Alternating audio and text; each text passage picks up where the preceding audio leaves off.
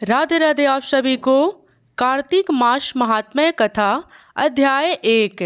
मैं सिमरू माता शारदा बैठे जिहा आए। कार्तिक मास की कथा लिखे कमल हर्षाए।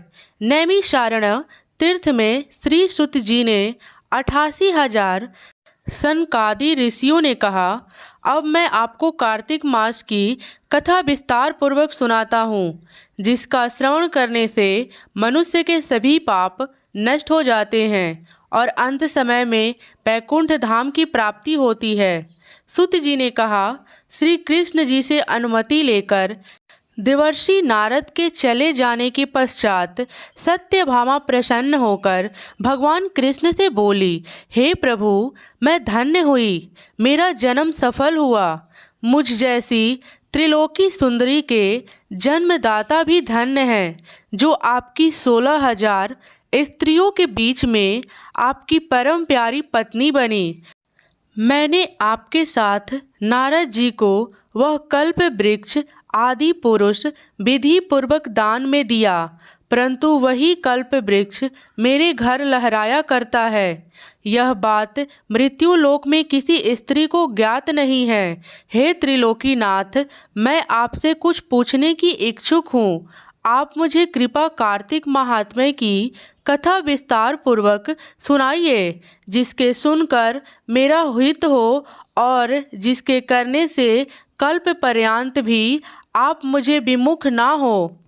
सुत जी आगे बोले, सत्यभामा के ऐसे वचन सुनकर श्री कृष्ण ने हंसते हुए सत्यभामा के हाथ पकड़ा और अपने सेवकों को वहीं रुकने के लिए कहकर विलास युक्त अपनी पत्नी को कल्प वृक्ष के नीचे ले गए और फिर हंसकर बोले, हे प्रिय, 16,000 रानियों में से तुम मुझे प्राणों के समान प्यारी हो।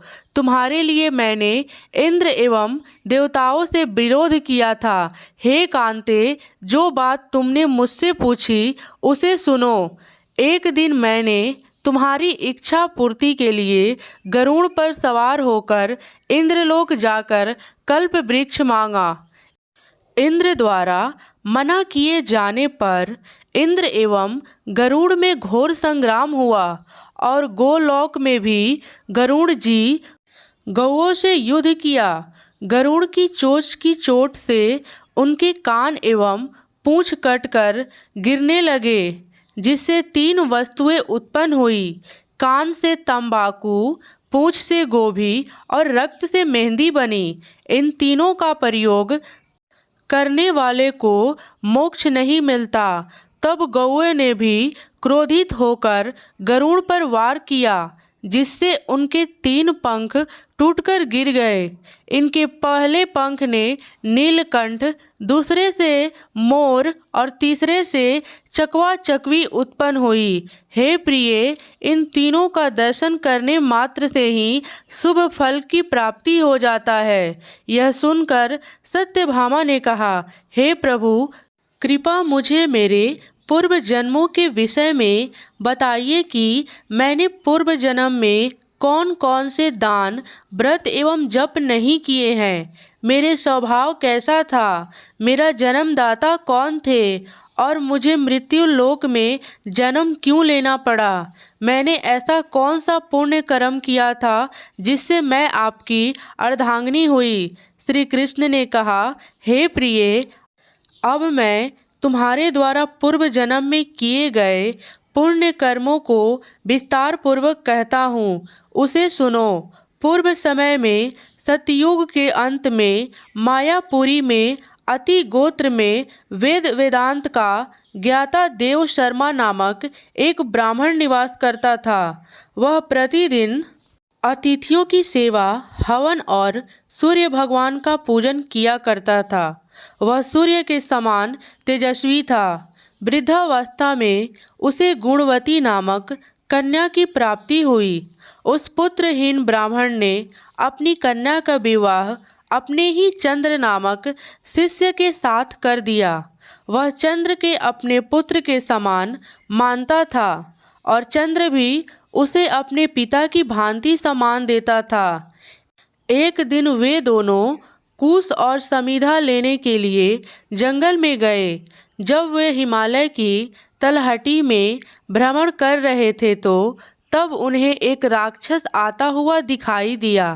उस राक्षस को देखकर भय के कारण उनके अंग शिथिल हो गए और वो वहाँ से भागने में भी असमर्थ हो गए। तब उस काल के समान राक्षस ने उन दोनों को मार डाला। चूँकि वे धर्मात्मा थे, इसलिए मेरे पार्षद उन्हें मेरे बैकुंठ धाम में मेरे पास ले आए।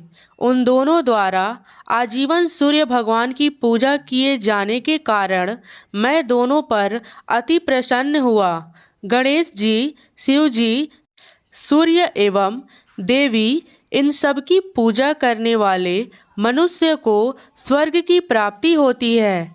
मैं एक होता हुआ भी काल और कर्मों में भेद से 5 प्रकार का होता हूँ। जैसे एक देवतत्व, पिता, भ्राता आदि नामों से पुकारा जाता है, जब वे दोनों विमान पर आरूढ़ होकर सूर्य के समान तेजस्वी रूपवान चंदन की माला धारण किए हुए मेरे भवन में आए तो वो दिव्य भोगों को भोगने लगे।